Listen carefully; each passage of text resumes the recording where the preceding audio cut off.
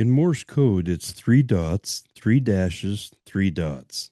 You've seen it in movies, perhaps with a ship going down, or maybe a pilot in trouble. Someone scrawling it in the sand on a deserted island. SOS. It might be the most famous cry for help in human history.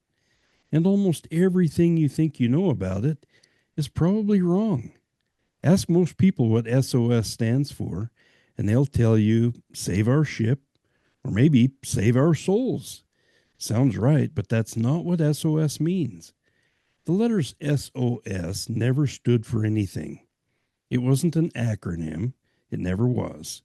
The word meanings were invented by the public years later, after the signal was already saving lives. So the question persisted, if SOS didn't stand for anything, then why those letters?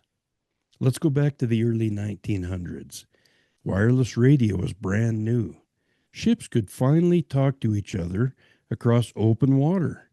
But there was a problem. There was no globally universal or standard way to call for help. Imagine a sinking ship in the darkness of night sending a desperate call that the nearest vessel didn't even recognize. So in 1906, delegates from around the world gathered in Berlin to fix the problem.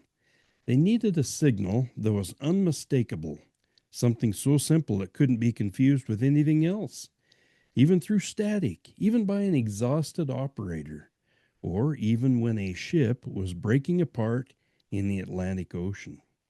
The year before, Germany developed the three dots, three dashes, three dots, sent us one unbroken sound with no pauses.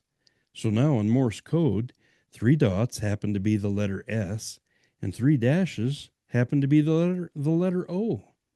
So naturally, people started calling it SOS. And here's where the backstory comes full circle. The signal that made SOS legendary, the Titanic, in 1912. As she went down, her operator sent both the old distress call and the new SOS.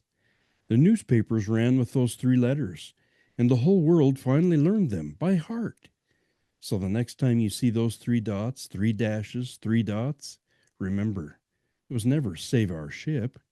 It was the moment the entire world agreed on a single way to say, I need help.